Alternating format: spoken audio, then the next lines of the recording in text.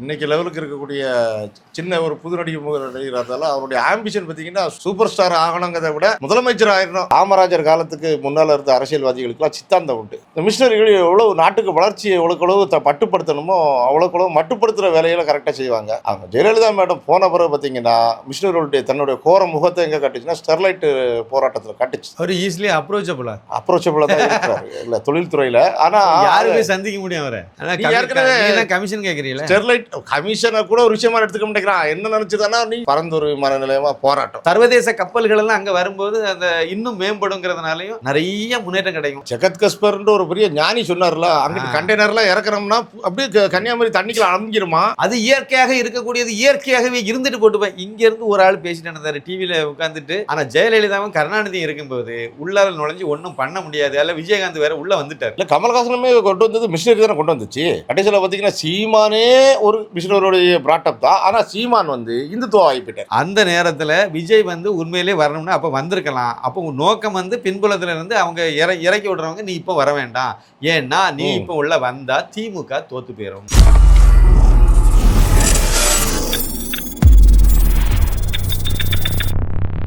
சாமானியன் குரல் தேசியவாதிகளுக்கு எனது பணிவான வணக்கம்.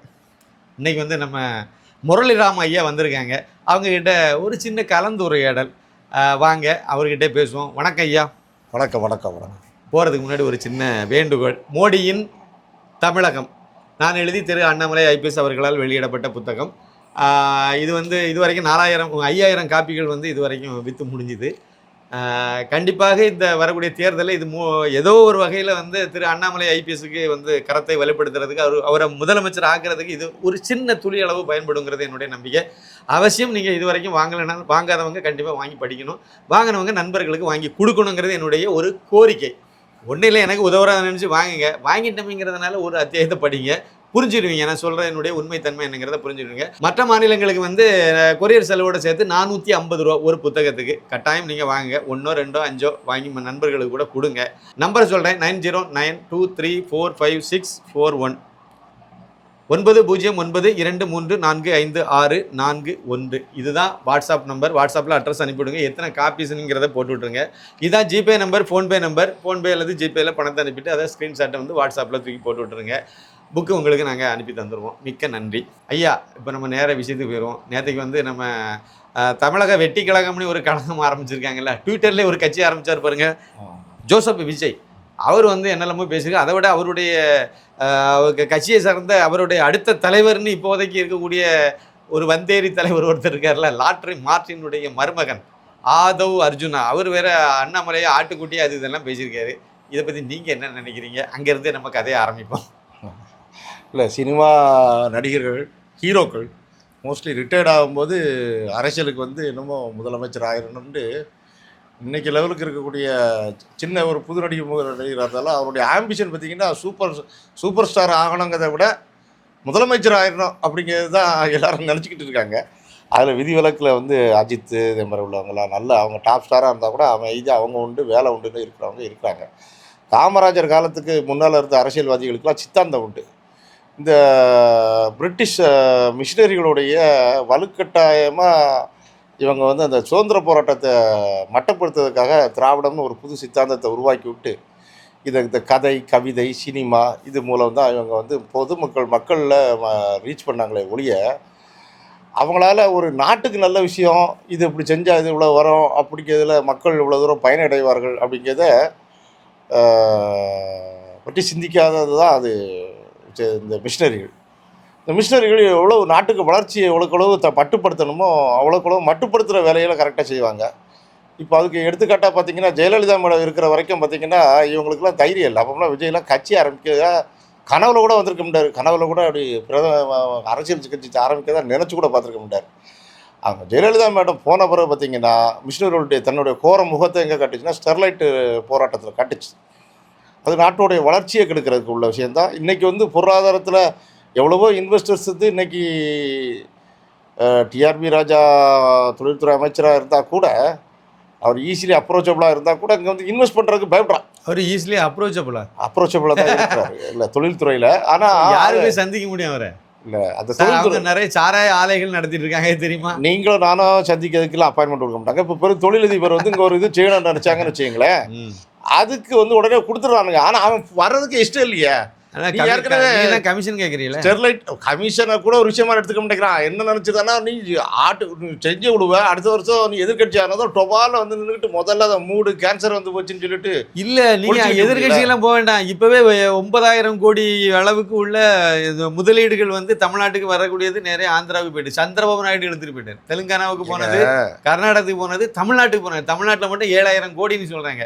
இவ்வளவு முதலீடுகளை அவரும் இழுத்துட்டு போயிருக்காரு. இல்லைங்க, அது பிரிட்டிஷ்கார காலத்திலேயே தமிழ்நாடு மாநிலம் வந்து தொழில்துறையில் நல்லா தான் இருந்துச்சு. வடக்காத்து 1008 பிரச்சனை இருந்தாலும் மகாராஷ்டிரா பஞ்சாபுக்கு அடுத்தபடியாக தமிழ்நாடு தான் நல்லா இருந்துச்சு. ஏன்னா தென்னகத்தின் மான்செஸ்டர்னு சொல்லிட்டு கோயம்புத்தூரை சொல்லி தானே அந்த இண்டஸ்ட்ரியில் அங்கே இதாக இருந்துச்சு.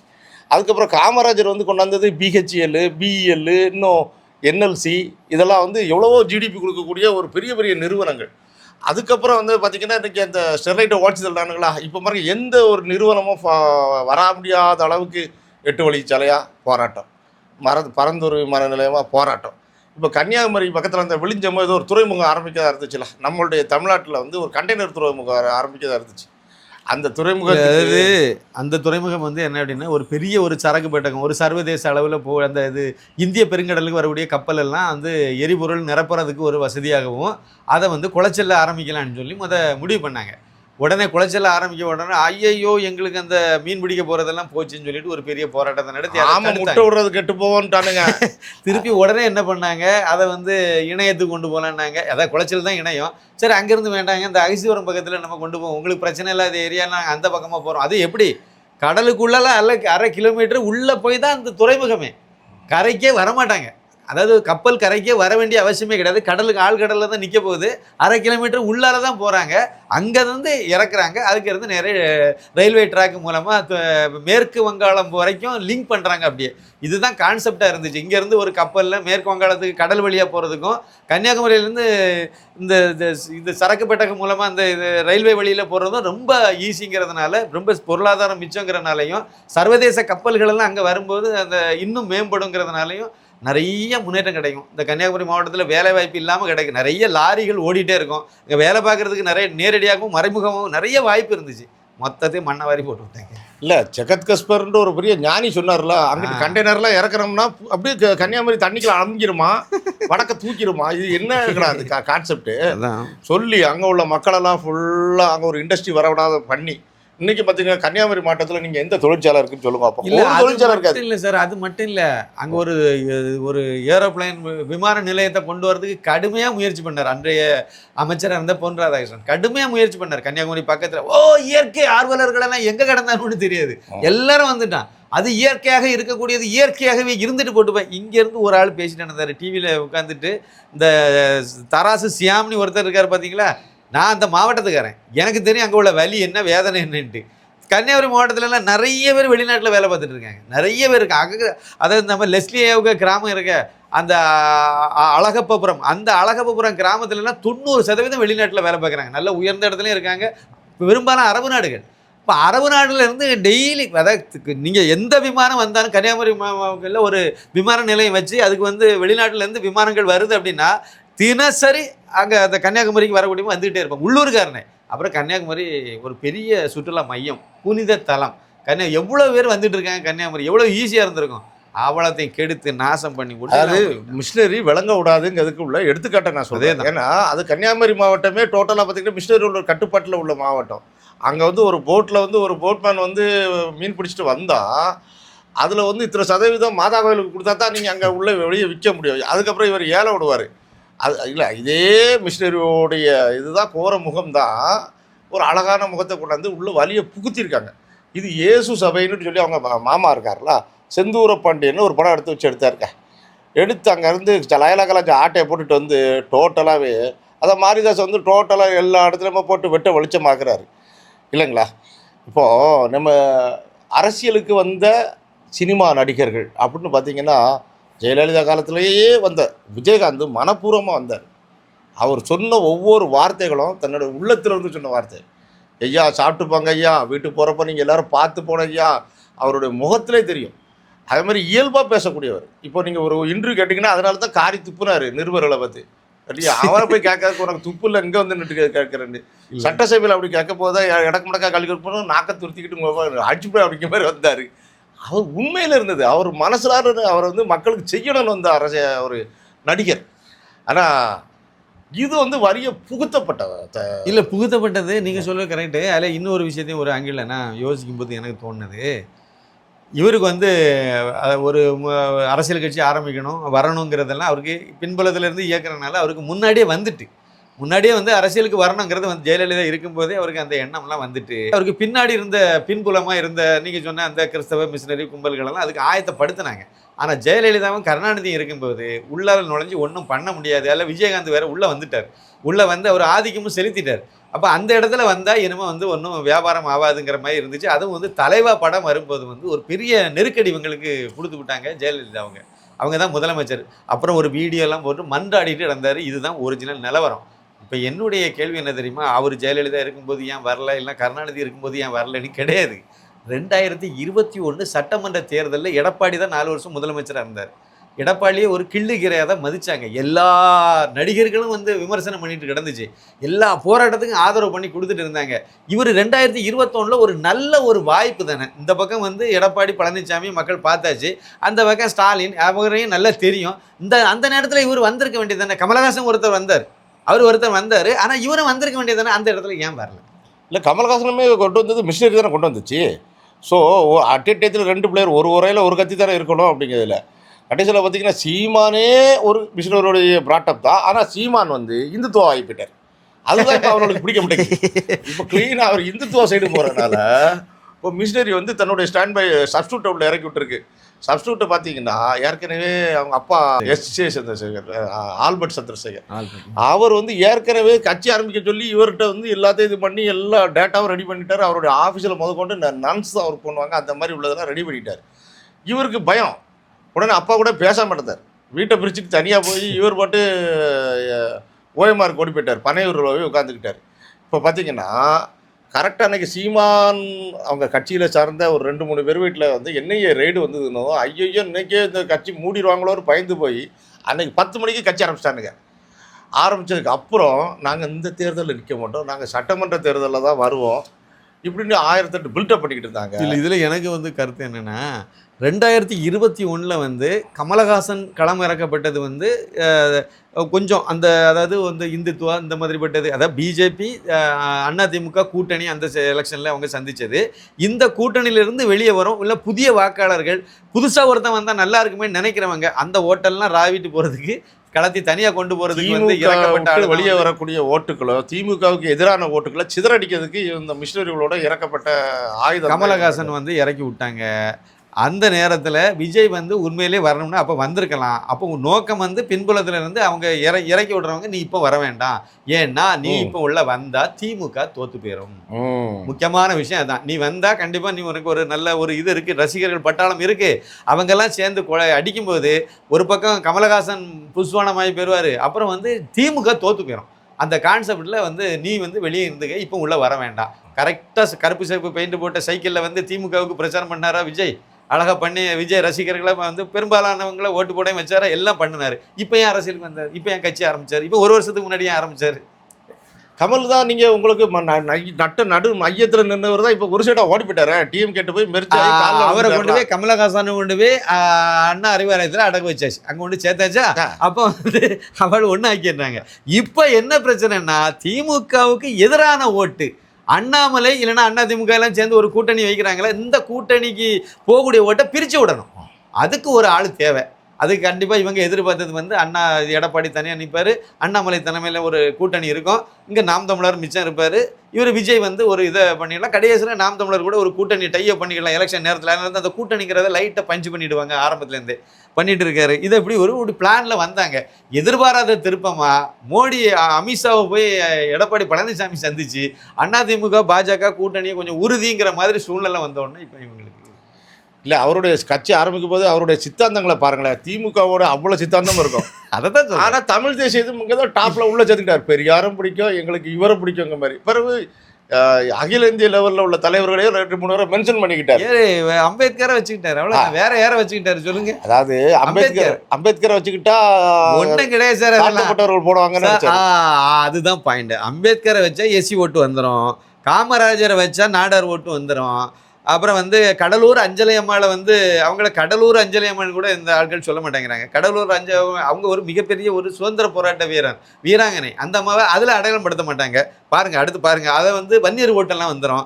அப்புறம் வந்து வேலு நாச்சியாரை வச்சுட்டீங்க அப்படின்னா அவங்க வந்து முக்குலத்தோர், அதனால வந்து அங்கே முக்குலத்தோர் சமுதாய ஓட்டெல்லாம் அங்கேருந்து வந்துடும். வேலு நாச்சியார் என்ன சொல்லிட்டு இருக்காங்க, வீரமங்கை வேலு நாச்சியார், அவங்கள இவங்க எப்படி அடையாளப்படுத்துகிறாங்க, சமூக நல்லிணக்கத்துக்கான ஒரு பெண். வெள்ளைக்காரனை அதாவது சிவகங்கை சீமையை வெள்ளைக்காரன் பிடிச்சிட்டான்.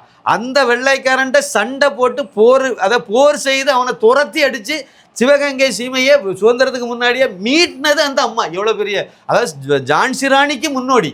அவ்வளோ தூரம் அந்த இதை பண்ணியிருக்காங்க. வெள்ளைக்காரனை துரத்தி அடிச்சுட்டு ஒரு இடத்த மீட்டாங்க ஒரு பகுதி அப்படின்னா அது சிவகங்கை சீமை தான். அது வேலு நாச்சியார் எவ்வளோ பெரிய சுதந்திர போராட்ட வீராங்கனை. அந்த அம்மாவை சுதந்திர போராட்ட வீராங்கனைன்னு சொல்கிறதுக்கு இவங்க வாயில் வரமாட்டாங்க. சமூக நல்லிணக்கத்தில் அவங்க இருக்காங்களாம், அதனால அவங்கள வச்சுருக்காங்களாம். இப்படி ஒரு ஃபார்முலா இந்த ஒவ்வொரு ஜாதிக்கும் ஒரு தலைவரை வச்சு நாங்கள் வந்து எல்லோருக்கும் அதே மாதிரி வந்து வழக்கம் போல திமுகவினுடைய எழுது ஈவேரா அவரையும் வச்சு உள்ள சொருகிட்டாங்க. உலகத்திலேயே குழந்தைகள் அணின்னு ஒன்று ஒரே கட்சி தமிழக வெக்கங்கட்ட கட்சி, வெற்றிக்கழகம் வெக்கங்கட்ட கட்சி. அப்படியா? சரி. அவருடைய பேரு, அந்த கட்சியோட நேமை பார்த்தீங்கன்னா தமிழ்நாடு வெக்கங்கட்ட கட்சி கிடையாது, தமிழக வெக்கங்கட்ட. ஆனால் அதே இது ஆளுநர் வந்து தமிழகம்னு ஒரு வார்த்தை சொல்லிட்டாருன்ட்டு, ஐயோ அப்பா தமிழகம்னு சொல்லக்கூடாது தமிழ்நாடுன்னு சொல்லணும் அப்படி இப்படின்ட்டு உருண்டு ஒரு 6 மாதத்துக்கிட்ட போராட்டம் பண்ணுறதுக்கு அப்படி பிளான் பண்ணானுங்க. எனக்கு வந்து இதில் என்ன தெரியுமா, அந்த அறிவிக்கும் போது வந்து தமிழக வெற்றி கழகம் அப்படின்னு சொல்லிட்டு இந்த லெட்டர் பள்ளியில் எழுதும்போது வெற்றி கழகம் அதில் ஒரு இக்கன்னா வந்து விடுபட்டு போச்சு. ஆனால் அதே சமயத்தில் அந்த தமிழகம்ங்கிற வார்த்தையை பயன்படுத்தி தமிழ்நாடு வெற்றி கழகம்னு இவங்க வச்சுருக்கலாம். ஆனால் அதில் தமிழகம்னு வச்சதுலேயே எனக்கு சந்தோஷமாக இருந்துச்சு. பரவாயில்லையா வச்சுருக்கேன். பார்த்தா கொள்கைன்னு அறிவிக்கும் போது ஒன்றிய அரசுன்னாங்க. ஏங்க இந்த இதே ஜோசப் விஜய் வாயில் வந்து 1-2 வருஷத்துக்கு முன்னாடி வரைக்கும் மத்திய அரசுன்னு தானே வந்துச்சு. கருணாநிதி வாயிலே மத்திய அரசுன்னு தான் வந்துச்சு. ஏன் ஸ்டாலின் வாயிலே மத்திய அரசு தானே சொல்லிட்டு இருந்தாரு. இல்லை திடீர்னு ஒன்றிய அரசு. டோல்கேட் வேல்முருகன் கட்சி தமிழகம் தான் வருங்க. ஆமாம், தமிழகம் வாழ்க்காரு. அது வந்து இப்போ தமிழ்நாடு ஒன்றிய அரசு இதெல்லாம் ஆரம்பித்த பிறகு இவர் வந்து இந்த சட்டசபையில் தமிழகம்னு பேசப்படாதுட்டு இவரை எழுத்து பேசிக்கிட்டு இருந்தாலும் தானே. அதில் சொல்கிறேன், அவப்போ திராவிடத்துடைய ஒவ்வொரு முகங்கள்லையும் பார்த்தீங்கன்னா நீட் எதிர்ப்பு என்னெல்லாம் உண்டு, இந்தி வேண்டாம், 3வது மொழி வேண்டாம், என்னெல்லாம் திமுகவினுடைய கொள்கையை அவ்வளோத்தையும் வச்சிருக்காரு. தேசியத்துக்கு எதிரான கொள்கைகள் என்னென்ன கொள்கை இருக்கோ அது அவ்வளோத்தையும் தூக்கி எடுத்து வச்சுக்கிட்டாங்க. அதை விட கொடுமை, அந்த செயற்குழுவில் வந்து ஜிஎஸ்டியை பற்றி பேசினார். அப்புறம் ஜிஎஸ்டியை பற்றி இவருக்கு ஃபுல்லாக தெரியுமாம்மா? முதல் இவர் வரி கட்டினாரா, காருக்கு வரி கட்டினாரா? அதான் என்னுடைய கேள்வி. காருக்கு வரி கட்டாத ஆள், வாங்குற சம்பளத்தை பிளாக்ல வாங்கிக்கிட்டு அதுக்கு வரி கட்டாத ஆள், இதெல்லாம் பண்ணாமல் வரியே கெட்டாமல் கிடந்துட்டு நீங்கள் பேசலாமா? ஜிஎஸ்டியை பற்றி பேசலாமா? இல்லை, அதோ ஹீரோ நடிகர் வந்து சம்பளம் வந்து குரோரில் தான் கண்ணாப்பின்னு இருக்கும். அதை வந்து நீங்கள் அவர் டைரெக்டாக ஒயிட்டில் வாங்கிட்டு 30% போயிடும். இல்லை சார், இப்போ வாங்கிட்டு சார், இப்போ கடைசி இப்போ நடிச்சிட்டு இருக்கக்கூடிய படம் கடைசி படம்னு சொல்கிறாருல்ல, அந்த படத்துக்கு எனக்கு சம்பளம் இவ்வளோன்னு இப்போ சொல்லட்டுமே. இவ்வளோ சம்பளம் நான் இவ்வளோ வரியாக கட்டியிருக்கேன்னு சொல்லுங்க. எங்க வரி கட்டி தாங்க பொதுமக்களுக்கு சேவையை செய்ய முடியும். நானே வரி கட்ட முடியும்னா நானே நாட்டை ஏமாத்துவேன்னு தானே அர்த்தம். நீ எப்படி வந்து நாட்டுக்கு நல்லது செஞ்சிருவேன்? இவருக்கும் திமுகவுக்கும் என்ன வித்தியாசம் இருக்குது? இவருக்கும் ஸ்டாலின் குடும்பத்துக்கும் கருணாநிதி குடும்பத்துக்கும் என்ன வித்தியாசம் இருக்குது? அந்த குடும்பமும் இதே வேலையை தான் பார்க்குது, இவரும் அதே வேலையை தான் பார்க்குறாரு. அட்லீஸ்ட் இவனுக்கு சம்பாரிச்சு வச்சிருக்க காசுக்கு அட்லீஸ்ட் ஒரு இண்டஸ்ட்ரி ஒன்று ஓப்பன் பண்ணி ஒரு 10,000 பேருக்கு வேலை வாய்ப்பு கொடுத்தா கூட அந்த குடும்பங்கள் நல்லா வாழும், ஒரு நல்ல ப்ரொடக்ஷனை ஓடும், நம்ம நாட்டுக்கு ஒரு ஜிடிபியாவது. இல்லை, அது வந்து காமராஜருக்கு பிறந்தவங்க கிட்ட இதை மாதிரி நீங்கள் எதிர்பார்த்தீங்கன்னா சரி, இல்லை அண்ணாமலை மாதிரியான ஆட்கள்கிட்ட, இல்லை நம்மளை மாதிரி ஆட்கள்கிட்ட எதிர்பார்த்தீங்கன்னா கரெக்டு. சார், விஜய் வித்யாசிரமம்னு ஒரு ஸ்கூலை நடத்துகிறாரு விஜய். எத்தனை ஏழைப்பாளைகளுக்கு இடம் கொடுத்தாருக்கே சொல்லுங்கள். அங்கே மும்மொழி எல்லா மொழியும் தானே வச்சுருக்காரு. பிரெஞ்சு மொழியெல்லாம் படித்து கொடுக்காருல. தரமான மோடி அரசனுடைய கல்வி திட்டத்தெல்லாம் நடைமுறைப்படுத்துகிறாருல. அந்த கல்வி திட்டம் தானே சமமாக எல்லாத்துக்கும் வரணும்னு சொல்லி சமக்கல்விங்கிறத அண்ணாமலை எடுத்துகிட்டு போகிறாரு. அதை ஆதரிக்க மாட்டாங்க, அதுக்கு எதிர்த்து நிற்கிறாரு. சரி, குறைஞ்சபட்சம் நீங்கள் வச்சிருக்கக்கூடிய பள்ளிக்கூடத்தில் ஒரு 25% இந்த எஸ்சி எஸ்டி ஏழைப்பாளைகள் அன்றாடங்காட்சிகள் கூலி தொழிலாளிகள் இவங்க பிள்ளைகளுக்கு நான் கொடுக்குறேன்னு சொன்னால், இல்லைன்னா பெண் குழந்தைகளுக்கு கொடுக்குறேன்னு சொன்னேன், ஏதோ ஒரு வகையில் வந்து ஒரு ஆறுதலாக எடுத்துக்கலாம். அவங்க ரசிகர் மன்ற குடும்பத்தில் ஏழை அதை ஃப்ரீயாக கொடுத்துடலாம், அதை கொடுக்கலாமே. அதே மாதிரி விசிக்கு வச்சிருக்காரு, ஒரு ஸ்கூல் வச்சிருக்காரு, ஸ்கூல்ல ஒன்லி தாழ்த்தப்பட்டவர்களுக்கு எல்லா காசும் நானே கொடுக்குறேன்டான்னு சொல்லி கொடுக்கலாமே. பண்ணலாமே. கொடுக்கலாமே. நன்கொடை நானே. இவங்கெல்லாம் மக்களுக்கு சேவை பண்ண வந்துட்டாங்கன்னு சொல்லி இதை வந்து ஒரு சில பேர் நம்பிக்கிட்டு இப்படி ஒரு இருக்காங்க. நல்ல நோக்கத்துல திருமாவளவனோ விஜயோ இல்ல யாரோ ஒருத்தங்க எடுத்த பண்ணுனாங்க அப்படின்னா நன்கொடை நம்மளே கொடுப்போம். நம்மளால முடிஞ்சது கோடிக்கணக்கில் கொடுக்க முடியாட்டாலும் சில ஆயிரமாவது நம்ம கண்டிப்பாக கொடுப்போம். ஒரு நல்ல அந்த சமுதாயத்துக்கு நமக்கு சம்மந்தம் இல்லை அப்படின்லாம் எதுவுமே கிடையாது. அதுலேயும் அந்த ஏழை பாளைகள் முன்னேறாங்க. அதுக்கு ஒரு நல்ல நோக்கம், அது நல்லா பண்ணுங்க எல்லாரும் சொல்லுவாங்க சார். அதுக்கு தான் சொல்கிறேன். நான் ஒரு பெரிய அப்படாக்கர் கிடையாது. நான் சொல்லக்கூடிய வார்த்தை, எல்லா சமுதாயத்தை தாண்டி எல்லாருமே வந்து நல்ல எண்ணம் உள்ளவங்க எல்லாருமே உதவ தான் செய்வாங்க. நீங்கள் செய்கிற காரியம் நல்லதாக இருக்கணும், அது வந்து சரியானதாக இருக்கணும், அதில் வந்து உள்நோக்கம் இல்லாமல் இருக்கணும், இருந்தால் போதும். கண்டிப்பாக எல்லாரும் உதவ தான் செய்வாங்க. சின்ன கேள்வி, ஒரு நடிகரை நம்புகிறோன்னு வச்சுங்க, புது வாக்காளர்னு வச்சுங்க, இதுக்கு முன்னால் கமல்ஹாசனை நம்பி எத்தனை லட்சம் பேர் ஓட்டு போட்டான்? இல்ல அவருக்கு அவங்கெல்லாம் பைத்தியாரங்களா? இல்ல அவருக்கு முதலே வந்து டார்ச் தானே அவருடையது. ஸ்டாலினுடைய பேட்டரி, அதுக்கு என்ன இவரும் நாளைக்கு அங்க போய் பெர்ஜாவாருங்கிறதுல என்ன உத்தரவாதங்க? பெர்ஜா ஆவாரு சார். ஆமா, அதுதான் வந்திருக்காரு சார். அந்த எலெக்ஷன்ல ஒரு சித்தாந்தவாதிகளை வந்து ஜெயிக்க விடாம ஆக்குறதுக்காக டோட்டலாகவே ஒரு ஒரு ஒரு லட்சக்கணக்கான ஓட்டுகளை பிரித்து கொண்டு போயிட்டு இன்னைக்கு அங்கே போய் நின்றுக்கிட்டு எனக்கு ஒரு எம்பி பார்லிமெண்ட்டில் கேட்கணும்னு உட்காந்துருக்கேன்னா ராஜ்யசபா எம்பிக்காக காலில் மட்டும் தான் விழலை. இல்லை, திராவிடியா சித்தாந்தமே அதுதானே. வைகோ இதுக்கு தனி கட்சி ஆரம்பித்தார். வைகோ வந்து திமுகவில் இருந்து அது வாரிசு அரசியல், ஸ்டாலினை முன்னிலைப்படுத்துறாரு அப்படி சொல்லி தானே கருணாநிதியை எதிர்த்து தானே, வாரிசு அரசியலை எதிர்த்து தானே வெளியே வந்தார். பிறகு அவரே போய் நின்றுட்டு Stalin nothing, he know nothing, I know எவ்ரிதிங்லாம் இப்படிலாம் டைலாக் பேசிட்டு தானே இருந்தார். ஸ்டாலின் நோபடி நத்திங் அப்படிலாம் பேசினார்ல டைலாக். இன்னைக்கு அவர்கிட்ட போய் நிற்கிறாரு. ஸ்டாலினுக்கு ஒரு எதுவும் தெரியாது அவருக்கு இப்போ நீங்கள் வந்து இலங்கை எங்கே இருக்குன்னு கேட்டால் அது ஸ்லோனானு கேட்பாரு. அப்படிப்பட்ட ஆள் இப்படியெல்லாம் டைலாக் பேசினார்ல. இதுக்கு இன்னைக்கு வந்து பாராளுமன்றத்தில் இருந்து கனிமொழியிடம் மன்னிப்பு கேள், தர்மேந்திர பிரதானே மன்னிப்பு கேள், கனிமொழியிடம் மன்னிப்பு கேள். இப்படி இப்படி உருவி விட்டு இப்படி இப்படிலாம் பேசி பார்த்தாரு. காமெடியா பண்ணாத போய் உட்காரியான்ட்டானுங்க. இதுதான் திராவிடியா சித்தாந்தம். அந்த சித்தாந்தத்தின் அடிப்படையில் கமலஹாசனும் அதுக்கு போயிட்டாரு. அடுத்து விஜயும் போவார். இதுக்கு எதுக்கு பருத்தி இருந்திருக்கலாமே, அதை எதுக்கு நீங்க இங்க திட்டது பலபடி அங்க கொண்டு வைக்கணும்? மக்களுக்கு அரசியலே தெரிஞ்சிடக்கூடாதுன்னு நினைக்கக்கூடியது மிஷினரி தான். அந்த மிஷினரியோடைய இதுல தான் திராவிடம்ங்கிறதே மிஷினரியோட பிராட்டப் தான். ஸோ உங்களுக்கு வந்து குடிக்க வைக்கணும், இப்படி சினிமா பார்க்க வைக்கணும், மதம் பிச்சைக்காரனா இயேசு வந்துருவாரு. பிச்சைக்காரருக்கு ஒரு பணக்கார வீட்டில் போய் இயேசு நிற்க சொல்லுங்க. இல்லை, அதாவது இந்த பக்கம் குடிக்கிறவனுக்கு ஆட்சிக்கு ஆதரவெல்லாம் கொடுத்து எல்லாம் பண்ணி குடிகாரன் ஆக்க வேண்டியது, இந்த பக்கம் அது என்னது மது ஒழிப்பு மையங்களை தொடங்க வேண்டியது. அதாவது இந்த போதையில் இருக்காங்க, மது குடிப்பழக்கம் உள்ளவங்கள இருக்காங்கல்ல, அவங்களுக்கு வந்து மறுவாழ்வு மையம் அமைச்சு, அதுவும் இந்த மிஷினரி கும்பல் தான் அந்த வேலையும் பார்த்துட்டு இருக்கு வச்சு அங்கே வச்சு ஜெபம் பண்ணிட்டு எடுக்கலாம். போதையில் வரவன் ஏதோ ஒரு வகையில் இவனுக்கு குணமாயிர மாட்டானா, இவன் குடிப்பழக்கத்தை விட மாட்டானான்னு சொல்லி கிராமத்தில் வரவன் பாருங்க, அதுக்கு வலையை வச்சுக்கிட்டு கரெக்டாக லவக்குன்னு தூக்கிட்டு போய் அவர் அங்கே முருகனை ஜோசப் ஆக்கி ஜெபம் பண்ணிட்டு எடுக்கலாம். பாஸ்டர் அவ்வளோ பேட்டி கொடுக்கும்போது என்ன சொல்கிறாங்க, நான் அந்த காலத்தில் சாராயம் காய்ச்சினேன், நான் அப்படி குடித்தேன், ஏசப்பா என் கண்ணுக்கு தெரிஞ்சாரு, அதுக்கப்புறம் தான் நான் திருந்தினேன்னு சொல்லிக்கிறானுங்க. சரி, ரைட்டு, அதெல்லாம் அந்த டாபிக் விடுவோம். அதுக்கடுத்து பார்த்தீங்கன்னா லாட்ரி, பொதுமக்களோட சூதாடுற மாதிரி. நீ ஒரு இத்தனை சதவீதம் அதுன்ட்டு ஒரு கேல்குலேஷன் இருக்குது. 20% தான் இந்த லாட்ரி நடத்துகிற கம்பெனிக்குன்னு பார்த்தீங்களா, டூப்ளிகேட் லாட்டரியை விட்டு ஊர் ஃபுல்லாக கொள்ளையடிச்சு வச்சிருக்கான்னு சொல்லி தான் ஜெயலலிதா அந்த அம்மா தூக்கி பிடிச்சி உள்ளே போகிறதுக்கு எல்லாம் ட்ரை பண்ணிச்சு. அந்த நேரத்தில் தப்பிச்சு போயிடானுங்க. அந்த மார்ட்டினுக்கு குண்டாஸ் போடுறதா இருந்துச்சு அந்த அம்மா காலத்தில். அந்த மார்ட்டினோட மருமை வந்து இப்போ நாட்டுக்கு தியாகமாக பண்ண போகிறாரு. அப்படின்னா மார்ட்டின்ட்டு இருக்க கோடிக்கணக்கான பணத்தை கொண்டாந்து வச்சு செய்ய வேண்டியது தானே வேறு ஏதாவது பொதுமக்களுக்கு. இல்லை, ஆதவ் அர்ஜுனா பேர் என்னது, ஆதவ் அர்ஜுனா, பார்த்தா இந்து பேர் மாதிரி இருக்கா, கிறிஸ்டின். ஜோசப் விஜய்ங்கிறத தான் முன்னிலைப்படுத்துறாரு. ஆனால் அவர் வந்து அடிப்படையில் கிறிஸ்டின். வன்னியரசும் கிறிஸ்டின் தான். வன்னியரசு அது விடுதலை சிறுத்தைகள். இப்போ இவங்க 2 பேர்த்தையும் நம்ம எடுத்து பேசுவோமே, 2 பேரும் கிறிஸ்டினாக இருக்காங்க. கிறிஸ்டின்கிறத வெளிப்படையாக காணிக்கிறதுல அவங்களுக்கு என்ன தயக்கம்? காணிச்சிட்டு போக வேண்டியதானே. யாராவது உங்களுக்கு குறுக்க நிற்க போகிறாங்களா? ஒன்றும் கிடையாது. உங்களுக்கு ஆலோசனை சொல்லவர் யார்? அவரும் கிறிஸ்டின் தான். என்ன மிஷினரியிலேருந்து என்ன அஜெண்டா கொடுக்குறாங்களோ அதை அப்படியே வந்து எடுத்து வச்சு பேசிட்டு போகிறாங்க, அவ்வளோதானே. நேற்று எழுதி கொடுத்ததில் ஒரு இதை கொடுத்தாங்கல்ல, மென்மேக்கோ ஐ கோ ஆன் ஃபார் எவர் அப்படின்னு சொல்லிட்டு ஒரு போயத்தினுடைய வரி எடுத்து நேற்று அழகாக பேசிட்டு இருந்தார். நான் அந்த ஐ கன்க்ளூட் திஸ் ஸ்பீச் வித் அப்படின்னு சொல்லிட்டு ஒன்று இருந்தாலும் வில்லியம் பிராங்குடைய வார்த்தையோட நான் கன்க்ளூட் பண்ணுறேன், இன்னும் முடிக்கிறேன்னு சொல்லிட்டு எல்லாம் பேசினார். கடைசியில் அதனுடைய ஒரிஜினலாக அதை எழுதுனது ஆல்பர்ட் டென்னிசன்.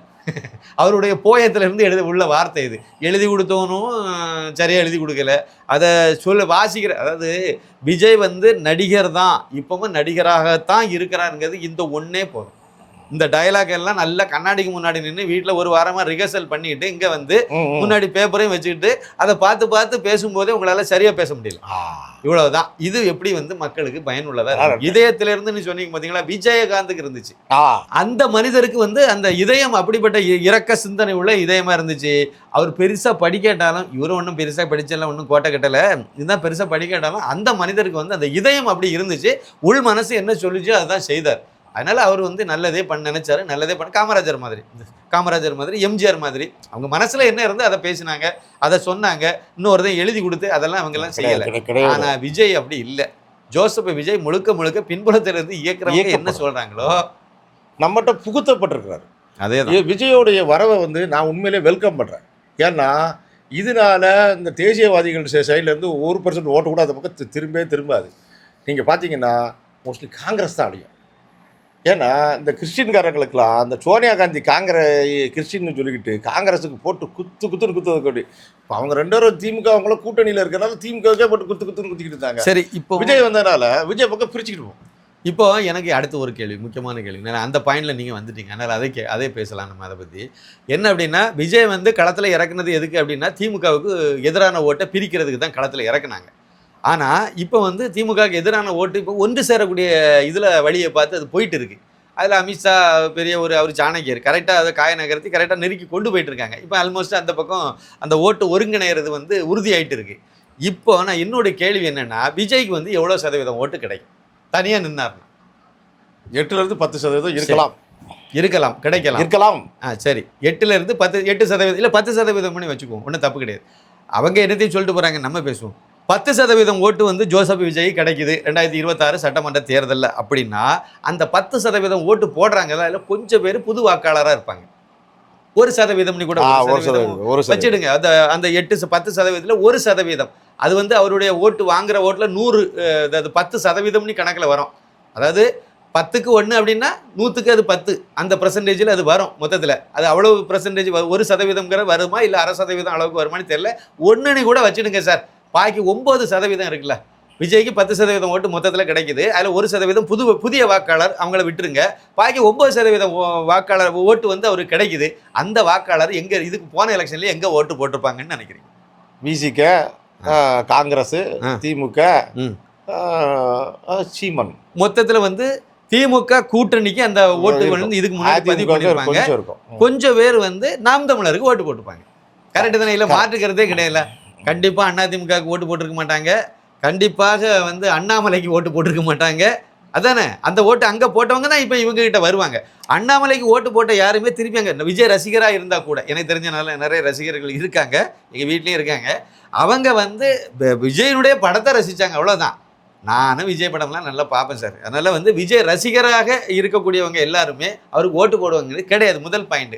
அப்படி அதை மீறி அவருக்கு ஓட்டு போட்டாங்க அப்படின்னா, அதை இப்போ போகிறாங்க அப்படின்னா அவங்க கண்டிப்பாக அண்ணாமலைக்கு கலைந்த தேர்தலில் அண்ணா திமுகவுக்கோ இல்லை அண்ணாமலைக்காக பாஜகவுக்கோ ஓட்டு போட்ட ஆட்களாக இருக்க வாய்ப்பு இல்லை. ஒருவேளை 1000ல் கொஞ்சம், இல்லைன்னா 100ல் 1, இந்த மாதிரி ஏதோ ஒரு ரொம்ப சொற்ப எண்ணிக்கையில் வேணால் கொஞ்சம் மாற்றங்கள் இருக்கலாம். சின்ன ஐடியா கொடுக்குறேன். இப்போது விஜய் ஜெயிக்கணும்னா ஈஸியான ஒரே ஒரு வழி இருக்குது. ஓட்டு போடும் வயதை வந்து 5 வயசுக்கு கொண்டு போயிட்டாங்க. அவன் கையில் இப்படி விரல ஊற்றி இல்லை, அப்பவுமே இப்படி தானே போகும். அப்பவுமே இப்படி தான். இப்போ நான் என்ன கேட்குறேன்னா, விஜய்க்கு போட்டு இப்போ போடக்கூடிய அந்த 9% ஓட்டு 10% வாங்குறாரு, இல்லை 1% விட்டுருங்க, பாக்கி 9%ன்னு சொல்கிறோம். அது அவ்வளோ திமுகவில் இருந்து தானே வரப்போகுது. திமுகவுக்கு எப்படி? இல்லை, அவங்க குழந்தைகள் அணி தான் பெருசு. அந்த குழந்தைகள் அணியிலேருந்து வந்து கை சுப்பிக்கிட்டே வந்து ஓட்டு போடுறதுக்கு தான் ஆளுது. நீங்கள் அதை விட்டுருங்க. இந்த 9% ஓட்டு அங்கேருந்து திமுக அணியிலிருந்து தானே வரப்போகுது. அதைத்தான் நம்ம வந்து தெளிவுபடுது. அது உண்மைதான், வருது. அப்படி வரும்போது திமுகவுக்கு அது கொல்லி வைக்குமா வைக்காதா? கட்டாயம் வச்சிரும்ல. அப்போ இது வந்து யாருக்கு சாதகமாக போகுது? இந்த எதிரணியில் ஓட்டை பிரிக்கிறதுக்காக வேண்டிய களத்தில் இறக்கி விட போய் கடைசியில் கொல்லிக்கட்டை எடுத்து திமுக அதுக்கு தலையிலே சொரிஞ்ச மாதிரி ஆகிப்போச்சு இல்லை? இப்போ அதை தான் நான் சொல்ல வரேன். திருப்பி ஏன் அதுக்குள்ளே வந்தேன்னா இதுதான். திமுகவுக்கு எதிராக போகக்கூடிய இளைஞர்களை, அண்ணாமலை பக்கம் போகக்கூடிய இளைஞர்களை அப்படியே திசை மாற்றி கொண்டு போகிறதுக்காக வேண்டி களம் இறக்கப்பட்ட ஜோசப் விஜய்னால திமுகவுக்கே ஒரு பெரிய பின்னடைவை ஏற்படுத்தக்கூடிய சூழ்நிலை நோக்கி நகருதுல. அதை தான் நான் இப்போ இந்த இடத்துல அதனால விஜயை வந்து ரொம்ப கரம் கூப்பி வரவேற்கிறோம். வாங்க நீங்கள் இப்போ வந்து அவரோட அதாவது பத்மாசுரன் வந்து தன்னுடைய ஒரு வரம் வாங்குவான் சிவபெருமான்ட்ட. கடைசியில் அந்த தன்னை தலையை சுற்றி மூணாவது அப்படியே தன்னை நோக்கி வச்சு அதை வெடிச்சு செதறவா பார்த்தீங்களா, அந்த கதையை இப்போ திமுக தனக்குத்தானே வச்சுக்கிட்ட வேட்டு தான் இந்த விஜய். அதனால தான் விஜய் வந்து திமுகவும் பாஜகவும் கூட்டணின்னு சொல்றார். எங்க அப்பன் குதிரைக்குள்ள இல்லை. நான் வந்து அதாவது நல்ல வேலை பாஜகவுக்கு மட்டும் திரு அண்ணாமலை ஐபிஎஸ் வந்து இப்போ தலைவரை இல்லாமல் இருந்திருந்து வச்சுருங்களேன், இன்னைக்கு நேற்றுக்கு இவர் பேசுனதுலேருந்து இன்னைக்கு வரைக்கும் அதுதான் லைவில் அப்படியே நின்றுட்டே இருந்திருக்கும். அடுத்த அரை மணி நேரத்தில் எங்கேயோ டெல்லியிலேயே இருந்த அவர் அண்ணாமலை டப்புன்னு அடிச்சார் பாருங்க, அடி ஒரே அடி. ரெட் ஜெயண்ட் பட கம்பெனிக்கு முத படத்தை தொடங்கி அந்த கம்பெனி அறிமுகப்படுத்தி வச்ச புண்ணியவானே நீங்கள் தானே ஐயா. குருவி படம் நடிச்சு நீங்கள் தானே வச்சிங்க, நீங்கள் தானே இதெல்லாம் செய்தீங்க அப்படின்னு சொல்லி ஒவ்வொன்றா கொடுத்தாரு. பதிலே சொல்ல முடியல, என்ன பண்ணனே தெரில. அதாவது நாங்கள் வந்து பாசிசம் அப்படின்னு சொல்லி பேசினார். எல்லாத்துக்கும் கவுண்டர் சார் அதுதான் அண்ணாமலை. அந்த இடத்துல தான் அவர் நிற்கிறார். மக்களை அதுதான் பார்க்குறாங்க. பாருங்கள், இப்போ விஜய் அவ்வளோ தூரம் கஷ்டப்பட்டு ரிஹர்சல் எடுத்து சோறு வாங்கி போட்டு நிறைய பேருக்கு ட்ரெஸ் எல்லாம் வாங்கி கொடுத்து டிஷர்ட் எல்லாம் போட்டு வெள்ளை சட்டை வெள்ளை பேண்ட் எல்லாம் வாங்கி கொடுத்து கடைசியில் பார்த்தா சின்ன விஷயம் என்னென்னா, திமுகவுக்கு எப்பப்போ ஆபத்து ஏற்படுதோ அப்பப்பெல்லாம் குறுக்க உடைந்துருவார். இப்போ நீங்கள் பார்த்தீங்கன்னா ஸ்டாலின் போடும்போது கரெக்டாக வந்தானுங்க ஓட்டு பாருன்ட்டு. இப்போ எடப்பாடி போய் டெல்லியில் போய் அமித்ஷாவை சந்திச்சிட்டாரு. இது என்னடா இது இப்படிங்கும்போது டக்குரட்டு இப்படி வந்து ஒரு சில ஸ்டேட்மெண்ட்லாம் கொடுத்துக்கிட்டு உள்ளே வர்றாரு பாருங்களேன்.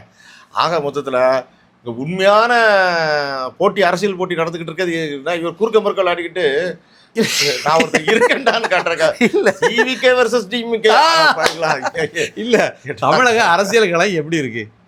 முழுக்க அண்ணாமலை வெர்சஸ் அதாவது பாஜக வெர்சஸ் திமுக இருக்கு. அதுதானே நடைமுறையில் இருக்கு.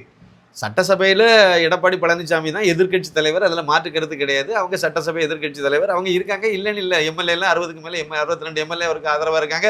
இதெல்லாம் வேற சட்டசபைக்கு உள்ள வெளியே மக்கள் மன்றத்தில் நேர 2 இருக்கு. ஒன்று பாஜகவை ஏற்று தானே சார் திமுகவே அரசியல் நடத்திட்டு கிடக்கு. இதெல்லாம் விட ஒரு அரசியல் வரைக்கும் எத்தனை பண்ணிட்டு இருக்காங்க. ஒரு அரசியல் ஞானி தேசியவாதி என்ன சொல்றாருன்னா, திமுக பிஜேபியோட பிடிஎம் தான். அவரும் ஒரு யூடியூப் வச்சுக்கிட்டு இதில் வேற நல்லா தான் இருந்துச்சு. சரி ரைட்டு ஓகே. சந்தடி சாகர் ஒரு குத்து விட்டுட்டிய புரிஞ்சவன் பிஸ்தா அவ்வளோ. சரி ஐயா, இந்த நேரம் பல்வேறு கரண்ட் அரசியல் நிலவரங்களை பற்றி நம்ம விவாதம் பண்ணோம். சுவாரஸ்யமாக இருந்துச்சு. மிக்க நன்றி. வணக்கம் ஐயா. விஜய் அவர்களை வரவேற்கிறோம். நன்றி வாங்க.